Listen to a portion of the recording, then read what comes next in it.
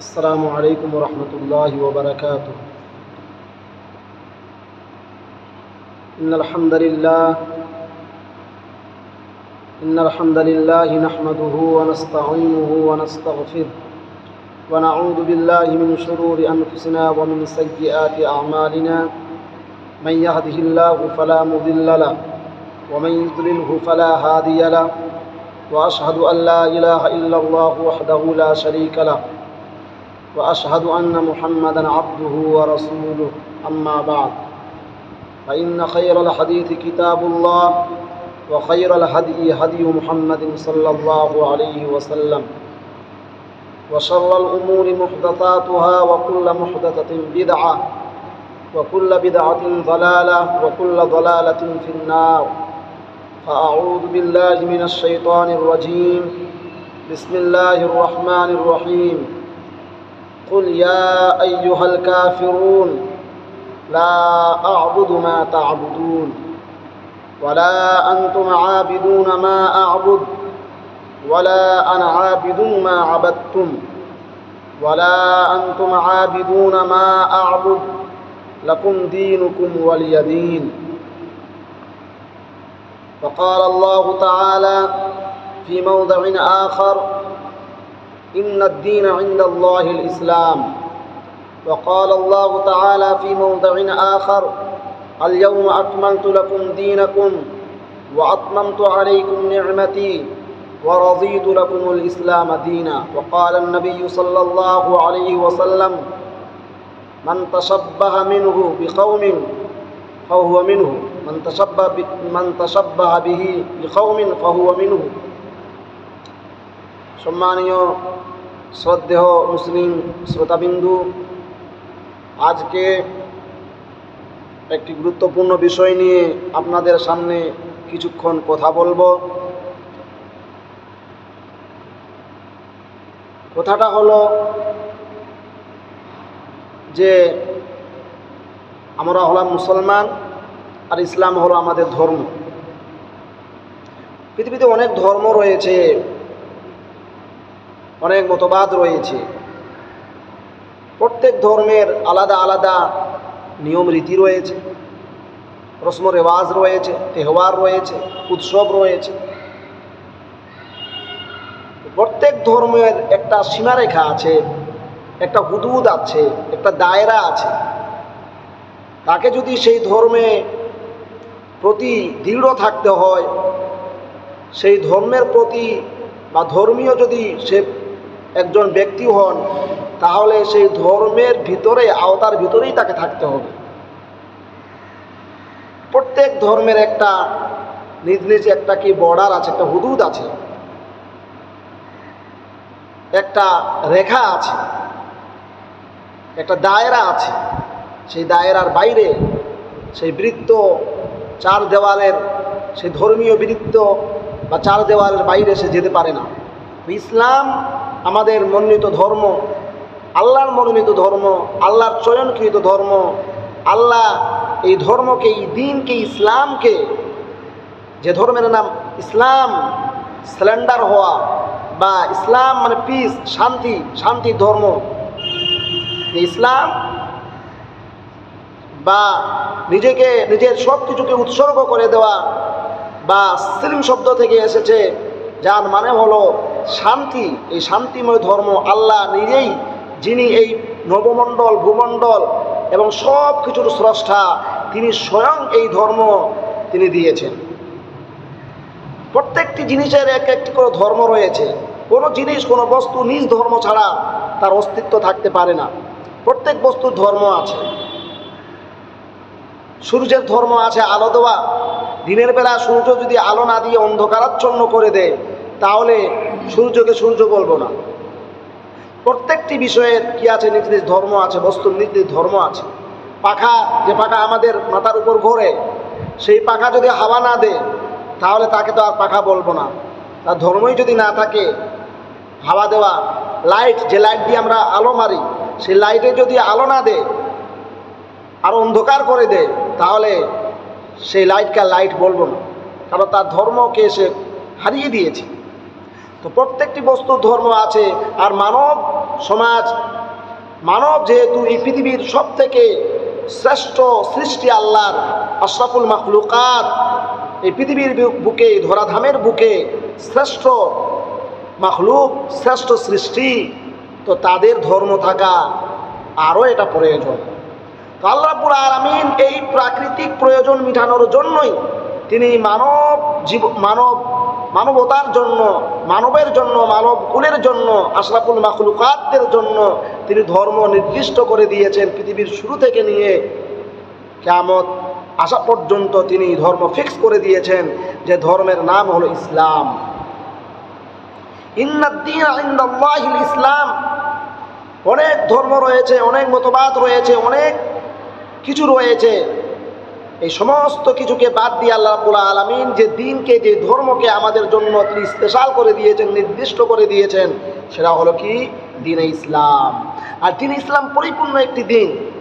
এর বাইরে কোনো কিছুই আমরা ভাবনা চিন্তা করতে পারি না। এর বাইরে যা কিছু করব তা হবে ইসলামের খেলাফ, শরীয়তের খেলাফ, শরীয়তের বহির্ভূত কাজ হবে।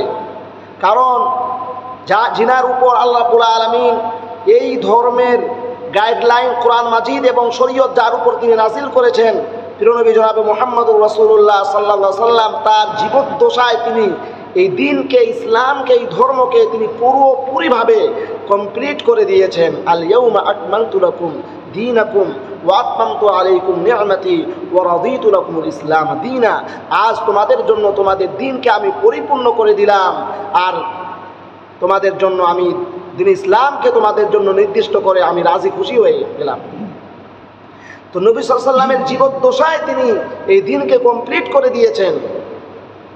এই দিনের মধ্যে, শরীয়তের মধ্যে তার যে নিয়ম কানুন রয়েছে, তার যে ল রয়েছে, তার যে নীতি রয়েছে, এটার মধ্যে বাড়ানো হবে না, ঘাটতিও করানো যাবে না। এর বাইরে কোনো সংস্কৃতির নামে কোনো কিছুকে এর ভিতরে আমদানি করা যাবে না। কারণ ইসলাম পরিপূর্ণ একটি ধর্ম। ইসলাম গোটা মানব সভ্যতার জন্য একটা শান্তিময় একটি ধর্ম। ইসলাম মানুষের সব দিক দিয়ে আলোচনা করেছে, কোনো দিককে মানুষের ছাড়েনি। সমাজ ব্যবস্থার কথা থেকে নিয়ে, রাজনীতি থেকে নিয়ে, সব দিক দিয়েই কোরআন, শরীয়ত, ইসলাম মানুষকে কি দিয়েছে? দিক নির্দেশনা দিয়েছে। আমার প্রতিবেশীর সঙ্গে কি ব্যবহার করব, অন্য ধর্মের লোকের সঙ্গে কি ব্যবহার করব, নিজ মাতা পিতার সঙ্গে কি ব্যবহার করব, তাদের কি হক রয়েছে, নিজের ভাই বোন তাদের কি হক রয়েছে, তারা কতটুকু ভালোবাসা পাওয়ার পাত্র, সব কিছু ইসলাম আমাদেরকে বুঝিয়ে দিয়েছে। এমনকি ইসলাম আমাদেরকে এই শিক্ষা দিয়েছে যে কোনো মানুষ তো দূরের কথা, কোনো জীবকে, কোনো প্রাণবন্ত কোনো বস্তুকে, যার মধ্যে প্রাণ আছে, কোনো এইরকম প্রাণীকেও তোমরা কি করো না, অন্যায়ভাবে তোমরা হত্যা করো না, অন্যায়ভাবে কষ্ট দিও না, তাদের উপরেও তোমরা দয়া করো, ভালোবাসা দেখাও, তাদের প্রতিও তোমরা কি করো, তাদের প্রাণী হিসেবে তাদেরকে শ্রদ্ধা দাও, তাদেরকে সম্মান দাও, তাদেরকে ভালোবাসো। অনর্থকভাবে কোনো প্রাণীকে হত্যা করো না। এমনকি গাছপালা সম্বন্ধে রাসূলুল্লাহ সাল্লাল্লাহু আলাইহি ওয়াসাল্লাম বলেছেন, অনর্থকভাবে তোমরা বিনা প্রয়োজনে গাছপালাকে কেটো না। এই হলো ইসলামের শিক্ষা। তো যেখানে পিতামাতা, ভাই বোন, এর ভালোবাসা, এদের হুকুক, এর হক, এর ভালোবাসার হক ইসলাম আরও কঠোরভাবে আমাদেরকে বলেছেন। কিন্তু ইসলাম যেভাবে আমাদেরকে শিক্ষা দিয়েছেন, তার দায়রার ভিতরে, তার ভিতরেই থেকে আমাদেরকে এই ভালোবাসা দেখাতে হবে, এ সম্মান আমাদেরকে দিতে হবে। এর বাইরে অন্য কোনো ধর্মের দেওয়া মত পথ থেকে কোনো কিছুই ইসলামে আমদানি করা যাবে না। আর সেই বিষয়কে সম্মানের দৃষ্টিতে দেখা হবে না, সেই জিনিসকে পালন করা হবে না। করলেই পরে সে কি হয়ে যাবে, এটা কি হয়ে যাবে, এটা হতে পারে, এটা শিরক হয়ে যেতে পারে, এটা বড় গুনাহ হয়ে যেতে পারে, অপরাধ হয়ে যেতে পারে, গুনার কারণ হয়ে যেতে পারে। আবার বন্ধ করে আমি বলতে চাচ্ছিলাম যে এই এই যে আগস্ট মাস এটা চলছে, এই আগস্ট মাসে বিশেষ করে যারা স্কুলে পড়ুয়া ছেলেমেয়েরা তাদের দ্বারা এই কাজটা হয়ে থাকে। তারা স্কুলে পড়তে যায়, সেখানে অন্য বেধর্মী ছেলেমেয়েরাও পড়াশোনা করে। এবার সহপাঠী হিসাবে তাদের সঙ্গে চলাফেরা, বন্ধুত্ব সুলভ আচরণ করা, এটা কোনো খারাপ বিষয় নয়, এটা ভালো বিষয়।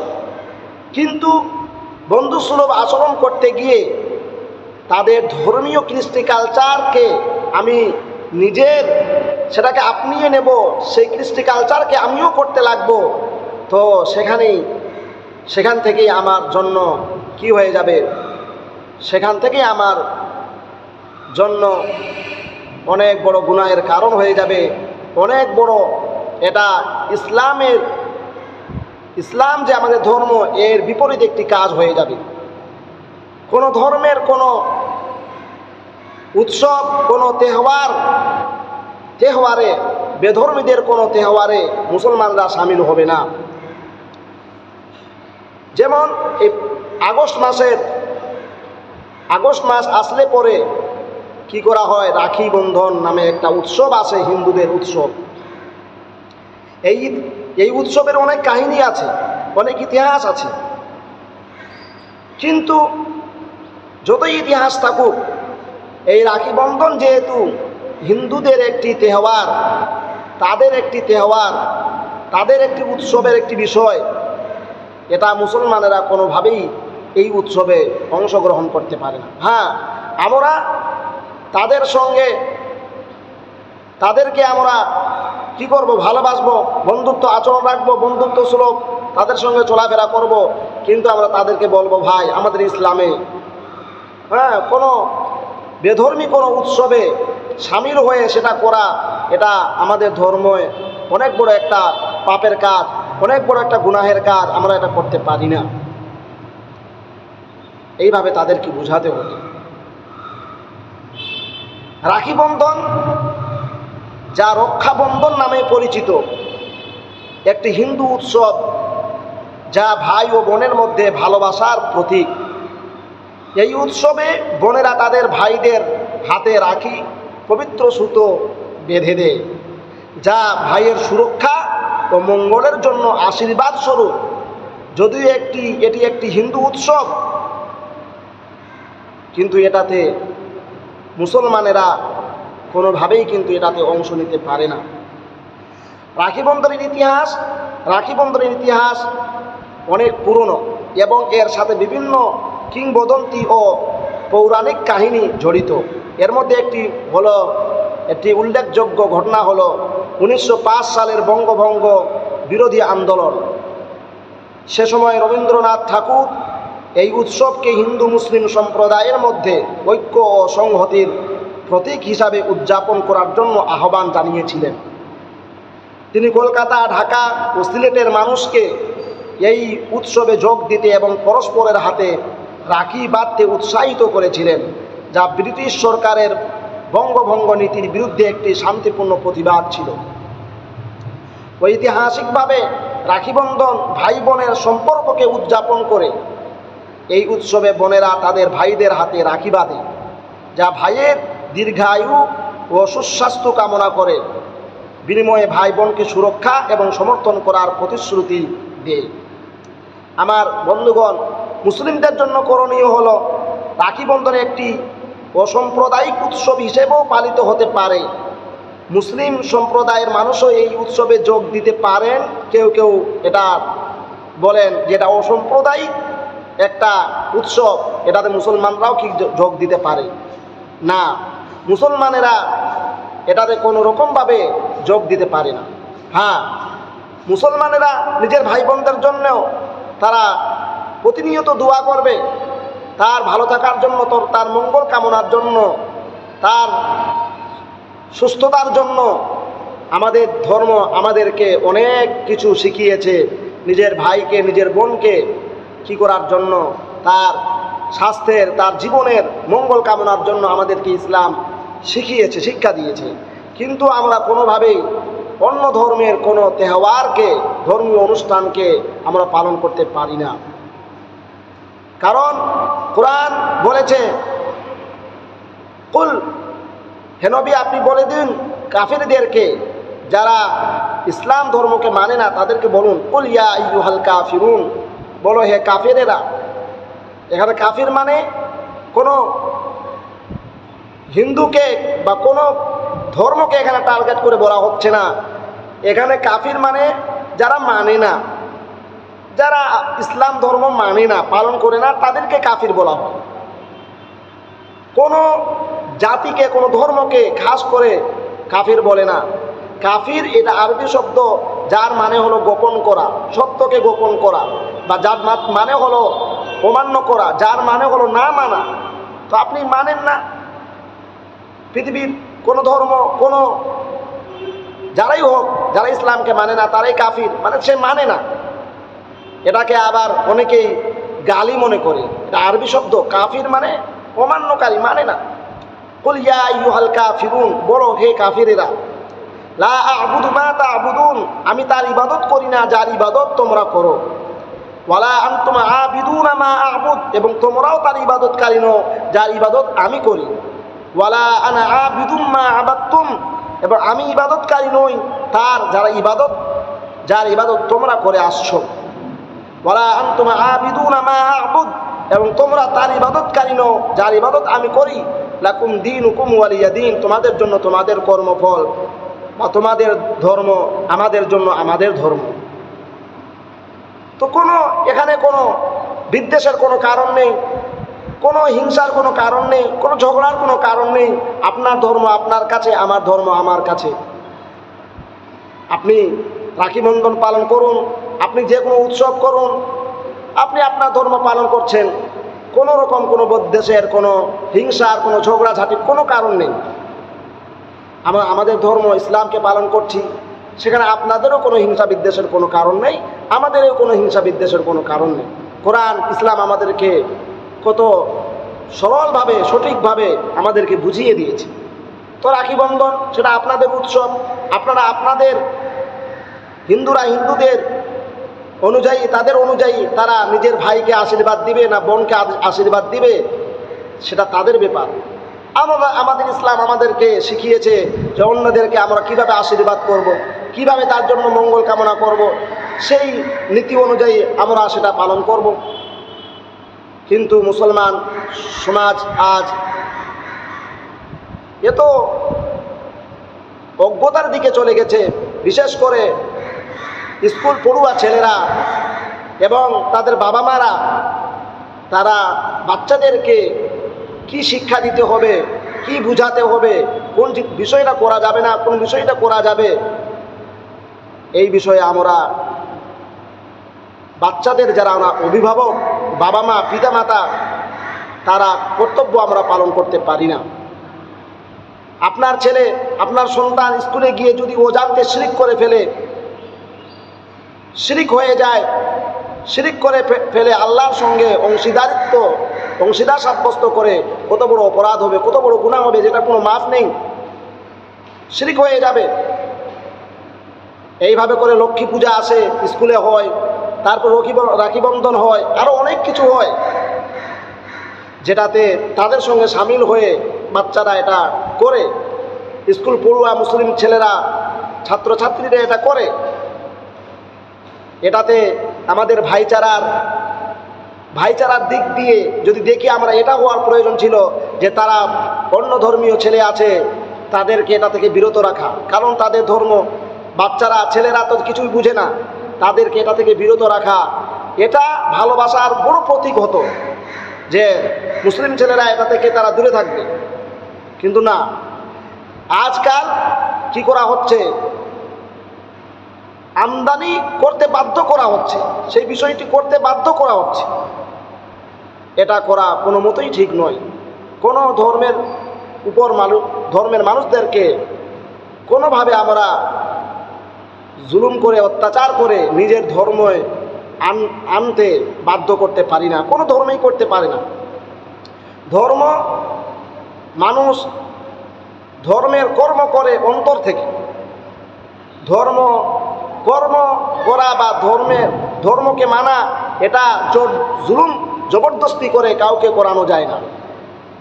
একজন কোনো বেধর্মীকে আমি যদি একজন কোনো হিন্দু ভাইকে তার উপর নির্যাতন করে জুলুম করে তাকে যদি ইসলাম কবুল করাই, এটাতে কোনো লাভ নেই, কোনো ফায়দা নেই, কোনো রকম কোনো ফায়দা নেই, কোনো লাভ নেই। জুলুম করে অত্যাচার করে কাউকে কোনো ধর্মে দীক্ষিত করাতে তাতে কোনো সফলতা নাই।